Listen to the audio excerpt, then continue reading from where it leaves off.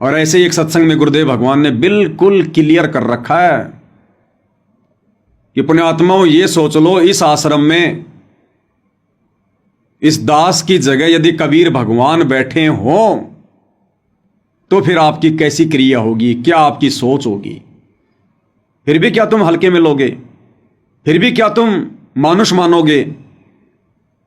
फिर भी क्या तुम किसी और का प्रकट दिवस मनाओगे? क्या कह रहे हैं पूज्य गुरुदेव भगवान? बोलो सतगुरुदेव की जय हो। कबीर ये माया अटपटी सब गट आण अड़ी, और किस किस न समझाऊं या कुआ भांग पड़ी। तो यहाँ हम सभी एक का कुएं का भांग पिए फिर रहे। वो परमात्मा आता है, हम उसके भी जूते मारते हैं, उसको बुरा कहते हैं, इन नकलियों को स्वीकार करे बैठे हैं तो आसपास भी नहीं भगवान के।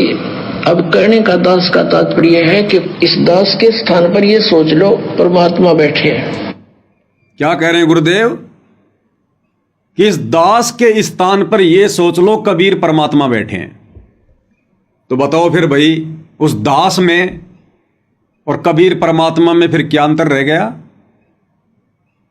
अरे गुरुदेव अपने आप को एक दास की संज्ञा में रखते हुए कह रहे हैं कि पुण्यात्माओं ये मान लो इस दास के स्थान पर कबीर परमात्मा बैठे हैं। अब पहली बात तो ये शब्द कौन कह सकता है? क्या मैं पवन दास शौपन में भी ये सोच सकता हूं या कह सकता हूं कि भाई और बहनों आप सब ये सोच लो कि मुझ पवन दास के स्थान पर सतगुरु रामपाल जी बैठे हैं? तो ना तो मेरी कहने की हिम्मत और ना सुनने वाले को यह बर्दाश्त होगा, और ना वो कभी शौपन में यकीन कर सकता। तो ये शब्द कौन कह सकता है जो शब्द पूज्य गुरुदेव भगवान कह रहे हैं कि पुण्यात्माओं ये सोच लो इस दास के स्थान पर कबीर भगवान बैठे हैं? तो कबीर भगवान ही कह सकता है, क्योंकि उस कबीर भगवान के तो कोई बराबर भी नहीं है, बाढ़ के बराबर भी।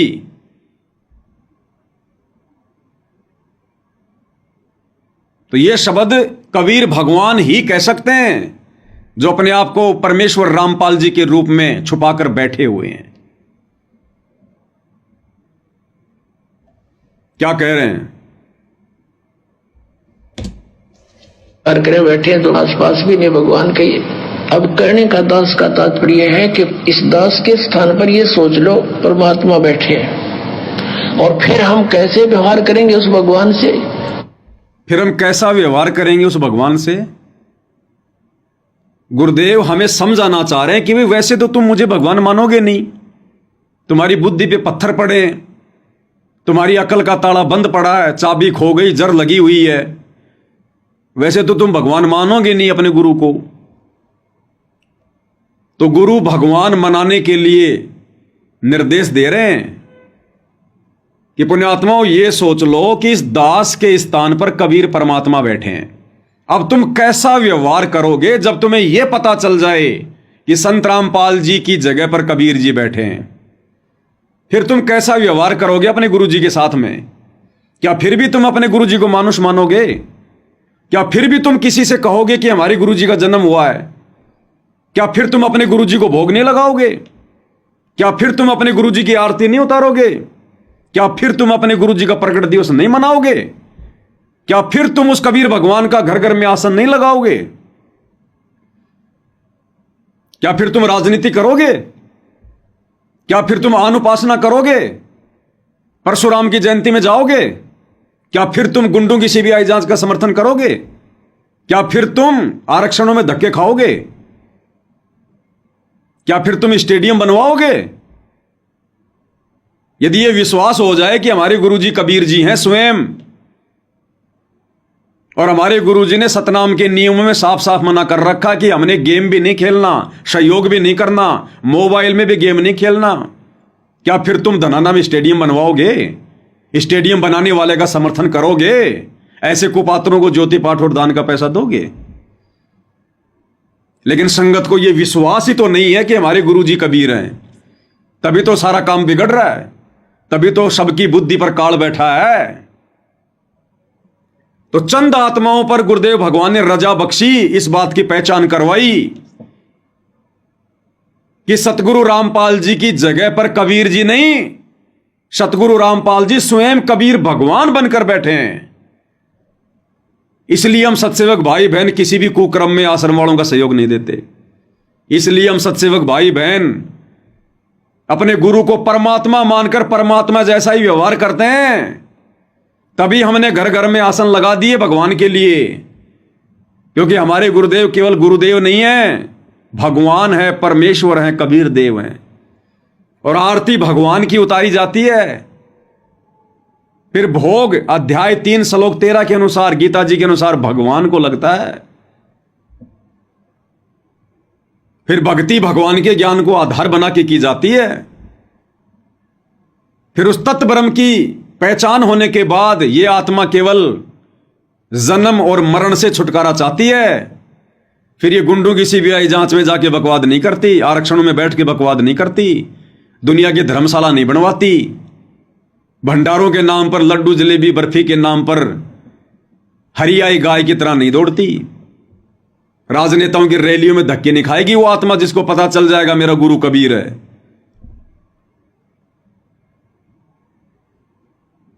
तो गुरुदेव का यह प्रयत्न सफल हुआ। सबने तो नहीं माना, लेकिन जो अधिकारी आत्माएं थी उनसे गुरुदेव भगवान ने मनवा दिया और हृदय में यह बात बैठा दी परमात्मा ने कि हमारे गुरुजी के स्थान पर कबीर जी नहीं बैठे, हमारे गुरुजी स्वयं कबीर जी हैं। तभी तो हम इतना डर कर, इतनी सावधानी बरत कर भक्ति कर रहे हैं। क्या कह रहे हैं मालिक? अब कहने का दास का तात्पर्य है कि इस दास के स्थान पर ये सोच लो परमात्मा बैठे हैं, और फिर हम कैसे व्यवहार करेंगे उस भगवान से जिसके लिए हम तड़प रहे हैं। ऋषियों ने शरीर गाल दिए भगवान पाने के लिए, यदि वो मिल जाए तो हम उसका कैसे व्यवहार करेंगे।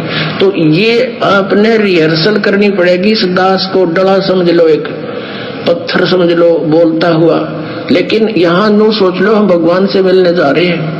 तो जैसा व्यवहार आप यहाँ करोगे ऐसा ही स्वप्न में आपका बनेगा। मृत्यु के बाद आपको ऐसा होगा जैसे स्वप्न। और वहां भगवान दास के रूप में पहले आपकी परीक्षा लेगा, बाद में ऊपर सिलेक्ट करेगा, ले जाएगा सतलोक। तो वहां जैसी भावना, जैसा अच्छा या बुरे विचार आपके इस दास के प्रति होंगे, आपके मस्तिष्क पर लिखे आएंगे वहां पर, क्योंकि वहां कोई रोल ना चल रहा है। या तो हम 100 बात छुपा ले, आपके मस्तिष्क पर लिखे आएंगे रिजेक्टेड और सिलेक्टेड, कहने की जरूरत को नहीं। वहां नहीं चलेगी फिर हमारी। या तो तुम पीले पर्चे निकाल दो, झूठी प्रार्थना लगा दो, किसी को गुरुद्रोही कह दो, खुद राजनीति करते करते बहुत बड़े भगत कहलवा लो, वहां नहीं चलेगी। वहां परमात्मा कहते हैं तुम्हारे माथे पे लिखा हुआ मिलेगा, सिलेक्टेड, रिजेक्टेड, हट, आउट। गुरुजी मैं आपका भांजा। अरे कौन भांजा? Out, out. गुरुजी मैं आपका बड़ा बेटा। अरे कौन छोटा बड़ा बेटा? आउट। ऑटोमेटिक। ये त्रिकुटी है, हरियाणा नहीं है। Out, out. ये होगा फिर भाई और बहनों वहां पर किनके साथ में? जो यहां अपने गुरुजी को मानुष मानेंगे, जो यहां गुरुजी को जन्म लिया हुआ मानेंगे, जो यहां भक्ति करते करते भी बकवाद नहीं छोड़ेंगे। क्योंकि परमात्मा क्या कह रहे हैं कि जब तुम यहां से जाओगे त्रिकुटी पर तो ऐसा लगेगा जैसे सौपन। तुम्हें यह नहीं पता चलेगा कि हम त्रिकुटी पर आ गए, और वो तुम्हारी फाइनल परीक्षा होगी। तो वहां फिर तुम क्या व्यवहार करोगे? जो व्यवहार अपने गुरु को मानुष मानकर, जन्म लिया हुआ मानकर तुम यहां कर रहे हो, जितने हल्के में तुम यहां अपने भगवान को ले रहे हो, वहां पर भी तुम ऐसे ही हल्के में लोगे। और वहां फिर रिजेक्टेड, सिलेक्टेड, रिजेक्टेड, सिलेक्टेड। परमात्मा ने पूछने की जरूरत नहीं है फिर तुम्हारे से। तो खा गए हम तो धोखा फिर। और ना जाने कब परीक्षा हो जाए त्रिकुटी की, यह तो पता चलेगा ही नहीं। देखो, जो विशेष मर्यादाओं को तोड़कर यहां भक्ति करेंगे उनकी तो होगी दुर्गति से मौत। उनको तो पता चल जाएगा कि मैं कहां जा रहा हूं। यह बात परमात्मा उन आत्माओं के लिए कह रहे हैं जो आत्माएं हर प्रकार से मर्यादा में रहकर चौकन्नी होकर भक्ति तो कर रही हैं, लेकिन गुरु को परमात्मा नहीं मान रही, तो उन आत्माओं की दुर्गति से मौत नहीं होगी। उनको पता ही नहीं चलेगा कब हमारा शरीर छूट गया, और उनको ऐसा लगेगा जैसे हम तो आश्रम में बैठे हैं, हम तो गुरु जी के साथ कहीं जा रहे हैं, लेकिन मान रहे हैं गुरु जी को मानुष। तो उन आत्माओं को फिर वहां पर ज्यादा सफाई देने की जरूरत नहीं है, वो फाइनल परीक्षा होगी फिर, रिजेक्टेड सेलेक्टेड, रिजेक्टेड सेलेक्टेड। तो भाई और बहनों, आज वर्तमान में हमारी रिहर्सल हो रही है त्रिकुटी वाली ओरिजिनल परीक्षा के लिए।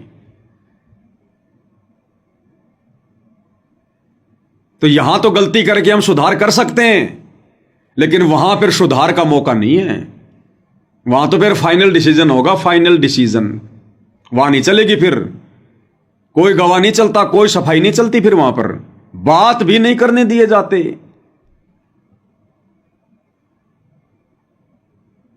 इसलिए भाई और बहनों, ये सत्संग किए जाते हैं।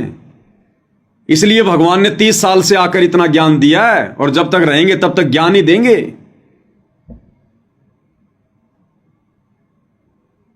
इसलिए गुरु को मानुष मानने वाली आत्माएं, गुरु को जन्म लेकर आया हुआ मानने वाली आत्माएं यहीं पर काल के जाल में फंसी रह जाती हैं। एक बार फिर से सुन लो भगवान क्या कह रहे हैं। अब करने का दास का तात्पर्य है कि इस दास के स्थान पर ये सोच लो परमात्मा बैठे हैं, और फिर हम कैसे व्यवहार करेंगे उस भगवान से जिसके लिए हम तड़प रहे हैं। ऋषियों ने शरीर गाल दिए भगवान पाने के लिए, यदि वो मिल जाए तो हम उसका कैसे व्यवहार करेंगे। यदि वो मिल जाए तो हम उसके साथ कैसा व्यवहार करेंगे। इसलिए हम सत्सेवक भाई बहनों ने यह निर्णय लिया है कि यदि परमात्मा जमानत पर आते हैं तो हम इन सतलोक आश्रमों में नहीं जाएंगे, क्योंकि हमें पता चल गया कि धरती पर परमात्मा आए हुए हैं, और यदि आश्रमों में जाएंगे तो परमात्मा हमारे सामने होंगे, और समक्ष परमात्मा है, तो हम उनकी आरती उतारे बिना कैसे रह सकते हैं। उनको भोग लगाए बिना हम कैसे अंजल ग्रहण कर सकते हैं। और वो हमें काल के एजेंटों के द्वारा वहां पर करने नहीं दिया जाएगा। हमारी थाली तो वहीं मेन गेट पे निकाल दी जाएगी, हमारा घी तो वहीं ले लिया जाएगा, और हमें पता कि सामने भगवान है। फिर कैसे मूर्खों की तरह हम वहां पर बैठ के आरती करेंगे, सूखे सूखे आरती करेंगे। कैसे हम वो पाप का अन्न खाएंगे। इसलिए हमने अपने गुरु को शब्द रूप में मानकर, क्योंकि उनका असली रूप शब्द है, हम हैं शब्द शब्द हम माही, हमसे भिन्न और कछु नहीं। और रोजाना अपने घर पर हम उनकी भक्ति कर ही रहे हैं। अगर गुरु को परमात्मा मानकर भक्ति कर रहे हैं तो चाहे पहाड़ पे बैठ के कर लो। जब आपने गुरु को भगवान ही मान लिया तो भगवान तो शब्द रूप में है। भगवान का कोई शरीर तो है ही नहीं, शरीर तो वो धारण करते हैं जानबूझ के ज्ञान समझाने के लिए। तो परमात्मा तो हर जगह है शब्द रूप में, हमारे घर पर भी है, रोजाना है। इसलिए हमने वहां ना जाने का निर्णय लिया है।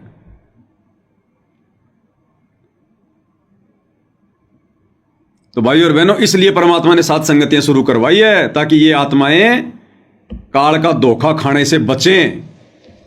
भगवान कहिए अब करने का दास का तात्पर्य है कि इस दास के स्थान पर ये सोच लो परमात्मा बैठे हैं, और फिर हम कैसे व्यवहार करेंगे उस भगवान से जिसके लिए हम तड़प रहे हैं। ऋषियों ने शरीर गाल दिए भगवान पाने के लिए, यदि वो मिल जाए तो हम उसका कैसे व्यवहार करेंगे। तो ये आपने रिहर्सल करनी पड़ेगी। इस दास को डला समझ लो, एक पत्थर समझ लो बोलता हुआ, रिहर्सल करनी पड़ेगी। गुरुजी कह रहे हैं आपने ये सोचकर इस दास को भगवान मानकर, अपने गुरु को कबीर मानकर आपने रिहर्सल करनी पड़ेगी। तो बताओ भाई, हम सत्सेवक रिहर्सल ही तो कर रहे हैं भाई। अरे अब नहीं करेंगे तो क्या त्रिकुटी पे जाके करेंगे। तो घर घर में रिहर्सल ही तो चल रही है, रिहर्सल। और अभी ये घर घर में मनेंगे प्रकट दिवस आने वाले समय में सतगुरु के। घर घर में भक्ति होगी, घर घर में। इसलिए परमात्मा ने पहले से ही सात संगत वालों के घरों में प्रकट होकर ये प्रोसीजर शुरू करवा दी। उनके रहते सहते व आगामी समय में और उनके शतलोक जाने के बाद इसी विधि से पूरे विश्व में घर घर में उनकी पूजा होगी। तो हम तो भाई साहब रिहर्सल कर रहे हैं जैसा गुरुजी कह रहे हैं। अब गुरुजी के इस प्रवचन के अनुसार हम क्या गलत कर रहे हैं भाई गुरुजी कह रहे हैं आपने इस दास को यह समझ लो कि कबीर जी बैठे हैं, फिर आपने जी कैसा व्यवहार करोगे, क्या रिहर्सल करोगे? तो हम तो जैसा गुरुजी कह रहे हैं सत्संगों में हम तो वैसा ही तो कर रहे हैं। हमने मान लिया कि हमारे गुरुजी की जगह कबीर जी बैठे हैं। अब कबीर जी बैठे हैं तो फिर हम कैसा व्यवहार करेंगे? फिर कबीर जी जैसा ही करेंगे। अगर कबीर जी बैठे हैं गुरुजी की जगह हैं तो फिर कबीर जैसा ही व्यवहार करेंगे। तो कबीर को तो भोग भी लगेगा, कबीर की तो आरती भी उतरेगी और कबीर के प्रत्येक वचन में रहकर भक्ति करेंगे। कबीर का राजनीति से कोई लेना देना नहीं है, कबीर का आरक्षणों से कोई लेना देना नहीं है, कबीर का जाटों की धर्मशाला से कोई लेना देना नहीं है, कबीर का परशुराम की जयंती से कोई लेना देना नहीं है, कबीर का स्टेडियम बनाने से कोई लेना देना नहीं। वो तो फोड़ने के लिए आते हैं। कबीर के आश्रमों में तो फिर कभी हॉस्पिटल खुलते नहीं। कबीर तो आध्यात्मिक तरीके से इलाज करता। फिर दुनिया हॉस्पिटलों से दुखी होकर कबीर के चरणों में आती है, कबीर भक्ति से उनका आशीर्वाद से इलाज करता है। तो कबीर के आश्रमों में तो फिर हॉस्पिटल खुलेंगे नहीं। इसलिए भाई और बहनों हम तो गुरुदेव भगवान के प्रत्येक आज्ञा का पालन कर रहे हैं। ये सत्संग रूपी आज्ञा। अब काल को भाई और बहनों ये बातें अच्छी नहीं लगती। काल को ये पसंद नहीं है कि कोई कबीर की आज्ञा में चले, कबीर के वचन में चले, कबीर की सही भक्ति करे, कबीर को भगवान माने। उसको पसीने आ जाते हैं फिर। तो देख लो भाई और बहनों कितने विपरीत विचार बना रखे हैं इस काल में। एक ही गुरु की संगत और दो पार्ट कर दिए, एक ज्ञानी और एक अज्ञानी।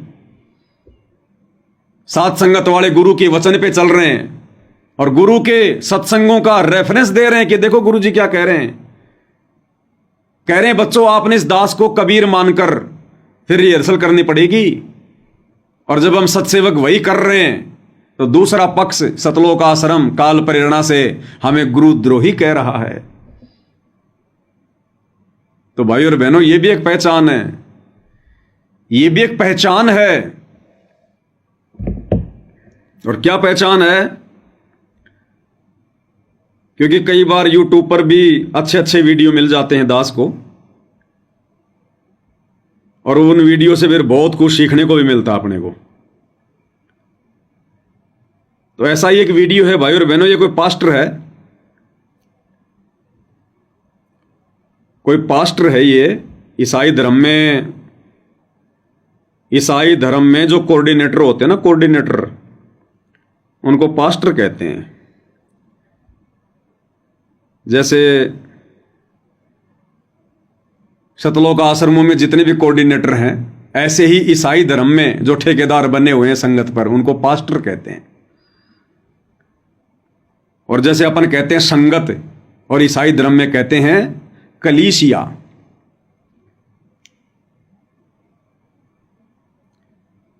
तो इसमें क्या कहा गया है? इसमें एक बात समझाने का प्रयास यह कर रहा है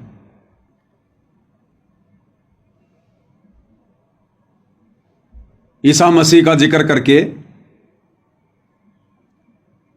कि तुमने ये कैसे सोच लिया, यदि तुम ईसा मसीह के जैसा बनना चाहते हो तो तुमने ये कैसे सोच लिया कि तुम्हारा जीवन बड़े आनंद में गुजरेगा, बड़े सुखों में गुजरेगा। अगर तुम ईसा मसीह के नक्शे कदम पर चलोगे, उसके जैसा बनने का प्रयास करोगे, तो जो यातना ईसा मसीह ने झेली तुमने भी उन्हीं यातनाओं से गुजरना पड़ेगा। और यही पहचान होती है उसके फॉलोवर की, यही पहचान होती है। अगर गुरु की गाड़ी टेढ़े मेढ़े रास्ते से जा रही है, गुरु की गाड़ी यदि उबड़ खाबड़ रास्ते से जा रही है और चेला यदि उसके पीछे पीछे चल रहा है, तो चेले के लिए सेकंडों में जीटी रोड नहीं बन जाएगी। चेले ने भी यदि उसी रास्ते से चलना है तो झटके खाते हुए चलना पड़ेगा। तो ये 2 मिनट का इनका ये प्रवचन है। पास्टर है कोई, ये बाहर का फॉरेन का, किसी ने हिंदी में इनकी आवाज को डब किया हुआ है आप समझने का प्रयास करना भाई और बहनों, समझने का।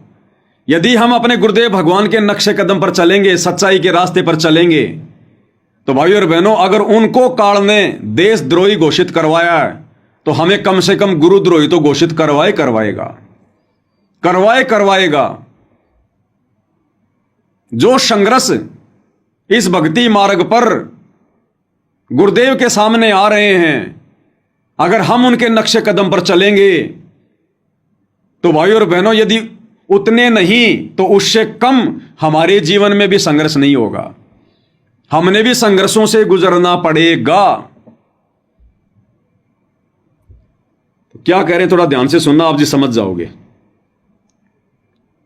मुसीबत और हमले के समय हमें क्या करना चाहिए, इस वीडियो को देखिए। जब मैं परेशानियां, हमले और चुनौतियां नहीं देखता तो मैं परमेश्वर से सवाल करने लगता हूं, क्यों? आप में से कुछ लोग उनसे तब सवाल करते हैं जब आपकी शादी नहीं हुई, जब पैसा नहीं आया, जब आपकी भौतिक चीजें नहीं मिली। लेकिन मैं, जब चीजें नहीं आती, जब परेशानियां नहीं आती, जब हमले नहीं आते, जब आरोप नहीं लगते, जब उत्पीड़न नहीं होता, जब आपत्तियां नहीं आती, जब शहर मेरे खिलाफ खड़े नहीं हो पाते, तब मैं खुद से सवाल करता हूं और कहता हूं, प्रभु, क्या मुझसे कोई गलती हो गई है? कृपया मुझ पर दया करें, क्योंकि मैं इस स्तर में उत्पीड़न, हमलों और सताव के कारण ही बढ़ता हूं। हाँ।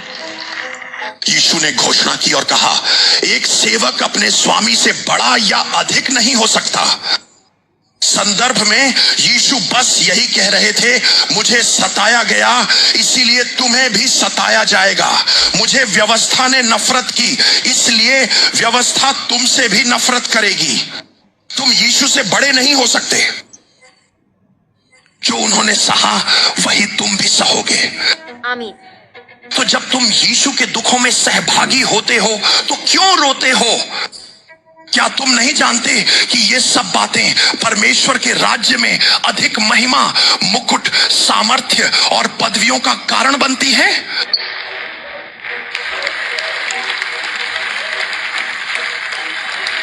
प्रेरित पौलुस ने कहा, मैं अपनी आवश्यकताओं में आनंदित होता हूं, मैं अपने सतावों में आनंदित होता हूं, मैं अपनी कठिनाइयों में आनंदित होता हूं, मैं अपनी परीक्षाओं और धार्मिकता में मसीह के लिए आनंदित होता हूं। उन्होंने कहा, मैं आनंदित होता हूं। अपने हाथ ऊपर उठाओ। मैं देख रहा हूं कि तुम पवित्र आत्मा के साथ एकता में आ रहे हो। तो क्या कहा इन्होंने? यदि हम परमेश्वर के जैसा बनना चाहते हैं, और गुरुदेव भगवान भी ये कहते हैं कि बच्चों, जीव कभी पीव तो नहीं बन सकता, लेकिन पीव के जैसे गुण अपने अंदर लाने पड़ेंगे, तभी हम सतलोक जा पाएंगे। जब तक हम परमात्मा के नक्शे कदम पर नहीं चलेंगे। तो कहने का मतलब है, ये पास्टर कह रहा है कि ज्यादातर लोग तो भगवान से ये प्रार्थना करते हैं कि भगवान, मेरी शादी क्यों नहीं हुई अभी तक, मेरे बेटे के बच्चे क्यों नहीं हुए अभी तक, भगवान 10 साल हो गई, मेरा मकान क्यों नहीं बना अभी तक। और ये कह रहा कि मैं भगवान से ये प्रार्थना करता हूं कि परमात्मा, मेरे ऊपर आपत्ति क्यों नहीं आ रही, मेरे ऊपर संकट क्यों नहीं आ रहे, दुनिया मेरे विरोध में खड़ी क्यों नहीं हो रही, क्या मेरी भक्ति में कोई कमी है? क्योंकि भगवान की भक्ति करने वाले पर तो इस गंदे लोक में वो सारे कष्ट, वो दुख, वो तकलीफें आएंगी। जब आप उनके मर्यादाओं में चलोगे, नियमों में चलोगे, उनके अनुसार भक्ति करोगे, उनके वचन में चलोगे, तो जैसी नफरत दुनिया वाले तुम्हारे गुरु से कर रहे हैं, तुमसे भी करेंगे। अगर गुरु मीठा खाएगा और मुंह मीठा हो रहा है, और चेला मीठा खाएगा तो चेले का भी मिठाई होगा। और यदि आपका गुरु तो दुनिया के ताने सह रहा है, आपका गुरु दुनिया की बुराई लेके जेल में बैठा है, और आप लोग राजनेताओं के साथ में स्टेज पर बैठे हो, आप लोग उन दुनिया वालों से उनकी धर्मशालाओं में जाकर सर के ऊपर पगड़ी पहन रहे हो, अपना सम्मान करवा रहे हो, गले में माला डलवा रहे हो, राजनेताओं के साथ में राजनीति कर रहे हो, तो आप भगत नहीं हैं, परमेश्वर की भक्ति आपके निकट भी नहीं है। यदि आप अपने गुरु के अनुसार भक्ति कर रहे हो, अपने गुरु के नक्शे कदम पर चल रहे हो, तो गली का जो कुत्ता होता है वो भी तुम्हें इज्जत नहीं दे सकता। गली का कुत्ता भी तुम्हें इज्जत की दृष्टि से नहीं देखेगा। और तुम तो राजनेताओं के बराबर में बैठ रहे हो स्टेज पर। तुम्हारे बिरादरी के भाई तुम्हें साफा पहनाकर, तुम्हें पगड़ी पहनाकर, गले में माला डालकर जब तुम उनकी धर्मशाला बनवाते हो तो वो तुम्हारा सम्मान कर रहे हैं। तो ये पहचान बताई जा रही है यहां पर, आप गुरु भगत हैं या फिर दुनिया के भगत हैं। तो कह रहा कि दुनिया वाले तो ये सोचते हैं कि भगवान मेरी शादी नहीं हुई, मेरे बेटे की शादी नहीं हुई, मेरा घर नहीं बना। और ये कह रहा कि मैं चिंतित हो जाता हूं जब मेरे ऊपर आपत्ति नहीं आती है। जब दुनिया वाले मेरा विरोध नहीं करते तो मैं चिंतित हो जाता हूं। जब मेरे ऊपर कोई संकट नहीं आता तो मैं चिंतित हो जाता हूं कि भगवान मेरी भक्ति में क्या कमी है। आपकी भक्ति में तो सुख है ही नहीं। यदि आपकी भक्ति में सुख मिल गया तो भगवान फिर मैं तो यहीं डिसमिस हो जाऊंगा। तो गुरु तो बैठा जेल में, दुनिया की नजरों में गुरुद्रोही बनकर, और गुरु के बेटे, गुरु का परिवार राजनेताओं की गोद में बैठा है, समाज की गोद में बैठा है, राजनीति कर रहा है। तो इस पास्टर के अनुसार वो भक्ति नहीं कर रहा, वो बकवाद कर रहा है, बकवाद। तो गुरु के अनुसार वर्तमान में कौन चल रहे हैं भाई और बहनों? गुरु के नक्शे कदम पर कौन चल रहे हैं? सत्सेवक भाई बहन, गुरु को काल ने देशद्रोही घोषित करवा दिया, और जब गुरु के नक्शे कदम पर उनके बच्चे चले तो काल ने हमें गुरुद्रोही घोषित करवा दिया। गुरु को 2 बार की जेल, इस कुत्ते को भी 2 बार की जेल। गुरुजी का एक मुकदमा बरवाला थाने में, इस दास का भी बरवाला थाने में। गुरुजी का दूसरा मुकदमा बहादुरगढ़ में, इस दास का भी दूसरा मुकदमा बहादुरगढ़ में। गुरु पर बहादुरगढ़ का मुकदमा भी बसंत सैनी की नालायकी के जो है वो चलते लगा। जब गुरुजी महाराष्ट्र के पूना में सत्संग करने गए थे तो पीछे से वो बसंत सैनी, गांव गांधरा, जिला रोहतकवाड़ा, भक्तों को गाड़ी में भरकर छुडानी धाम के महंत के साथ में मारपीट करके आ गया, और मुकदमा लगा दिया उन लोगों ने संत रामपाल जी पर कि भाई संत रामपाल जी ने भेजे गुंडे, और बहादुरगढ़ में गुरुजी पर मुकदमा। और उसी बसंत सैनी के चलते और इस दास के ऊपर भी बहादुरगढ़ में मुकदमा लगा हुआ है। इन्हीं लोगों के चलते इस बसंत सैनी ने, चांद राठी ने दास के ऊपर धार्मिक भावना भड़काने का झूठा मुकदमा बहादुरगढ़ में लगवा दिया। और बाकी मेरठ की जेल काट के आ चुके हैं, वो अलग है, कोरोना काल के समय। और मार पिटाई, जैसे हमारी गुरुजी की मार पिटाई वैसे हमारी मार पिटाई। गुरुजी को दिन भर गालियां, हम सत्सेवकों को भी दिन भर गालियां। गुरुजी पर झूठे आरोप, हमारे पर भी झूठे आरोप। लोग गुरुजी के वीडियो से नफरत करते हैं, सत्संगों से, और संगत वाले हम सत्सेवकों के वीडियो से नफरत करते हैं। ज्ञान वाली आंखें दुनिया वालों के भी फूटी पड़ी हैं और संगत वालों की भी फूटी पड़ी है। तो भाई और बहनों, इस पास्टर के अनुसार जो ये बाइबल की बातें बता रहा है, हम सत्सेवक भाई बहन बिल्कुल एक्यूरेट चल रहे हैं। यदि हमारे जीवन में हल्का फुल्का संघर्ष है, दुख है, कष्ट है, परेशानियां हैं, मीठा मीठा दर्द है, दुनिया हमें विशेष सम्मान और दृष्टि की नजर से नहीं देखती है, तो समझ लेना आप अपने गुरुजी के नक्शे कदम पर हैं, नक्शे कदम पर। यह पहचान है। जो चेला सतगुरु का होई, हमारी चाल चलेगा सोई। सतगुरु का भक्त तो सतगुरु के अनुसार ही चलेगा, वैसा ही व्यवहार करेगा, वैसी ही भक्ति और संघर्ष करेगा। तो वर्तमान में सतगुरु रामपाल जी दुनिया वालों को फूटी आंख नहीं सुहाते, उसी प्रकार संगत वालों को हम सत्सेवक भाई बहन फूटी आंख नहीं सुहाते। और जिस दिन ये परमेश्वर अपनी लीला समाप्त करेंगे, मिशन को अंजाम देंगे, और जिस प्रकार फिर ये नादान दुनिया अपनी अज्ञानता के लिए रोएगी, पछताएगी, उस दिन ये नादान संगत वाले भी जो आज हमें गुरुद्रोही कह रहे हैं, ये भी अपनी मूर्खता पर रोएंगे, पछताएंगे। फिर ये बाद में फिर क्या मिलेगा? बोया बेड़ पपूल का फिर आम कहां से खाए।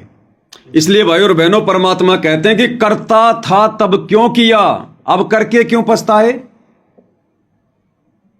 उस समय तो तूने बहुत बकवाद करी, गुरुद्रोही है, गुरुद्रोही है, फलाने हैं, ढिमके हैं। तो करता था तब क्यों किया? उस समय तूने तेरी बुद्धि विवेक का इस्तेमाल करना था ना, नीर खीर का निबेरा करना था ना तूने। उस समय तो तू सोचा नहीं, विचार नहीं किया, भेड़ चाल में चला, कोऑर्डिनेटरों के बहकावे में चला, और अब क्यों पछता रहा फिर? तो परमात्मा कहते हैं करता था तब क्यों किया, अब करके क्यों पछताए? भाई बोया पेड़ बबूल का, फिर आम कहां से खाए? तो क्या कह रहे हैं पूज्य गुरुदेव भगवान, एक बार पूरा संदेश सुनते हैं ये। नकलियों को स्वीकार करे बैठे तो आसपास भी नहीं भगवान के।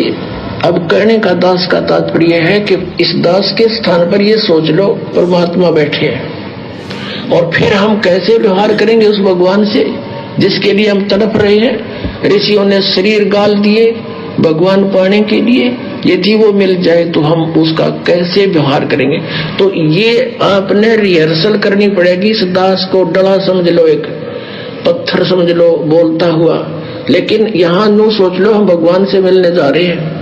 तो जैसा व्यवहार आप यहाँ करोगे ऐसा ही स्वप्न में आपका बनेगा। मृत्यु के बाद आपको ऐसा होगा जैसे स्वप्न, और वहां भगवान दास के रूप में पहले आपकी परीक्षा लेगा, बाद में ऊपर सिलेक्ट करेगा, ले जाएगा सतलोक। तो वहां जैसी भावना, जैसा अच्छा या बुरे विचार आपके इस दास के प्रति होंगे, आपके मस्तिष्क पर लिखे आएंगे वहां पर, क्योंकि वहां कोई रोल ना चल है, या तो हम 100 बात छुपा ले, आपके मस्तिष्क पर लिखे आएंगे। रिजेक्टेड और सिलेक्टेड कहने की जरूरत को नहीं, बस वहां तो न्यू करना भगवान ने। तो वहां भाई और बहनों फिर हम बहुत बड़ा धोखा खा जाएंगे, जीवन का सबसे बड़ा धोखा। क्योंकि यहां भी भगवान के रूप में गुरुजी बैठे हैं, और त्रिकुटी पर भी गुरुजी के रूप में ही भगवान परीक्षा लेगा। तो जैसा व्यवहार यहां हम अपने गुरु के साथ करेंगे, वैसा ही व्यवहार वहां पर त्रिकुटी पर भगवान के साथ हो जाएगा। और वहां फिर रिजेक्टेड सेलेक्टेड, रिजेक्टेड सेलेक्टेड, दूसरा कोई ऑप्शन नहीं फिर वहां। तो भाई और बहनों, हम ये गलतियां करने से बचें। ये गलतियां हम भाई बहन युगों युगों से करते आ रहे हैं, और इन गलतियों को समझाने के लिए परमात्मा ने वर्तमान में इतना संघर्ष करना पड़ रहा है। जेल में बैठकर भी गुरुदेव भगवान आप और हमारी चिंता में सत्संग भेज रहे हैं। सत्संग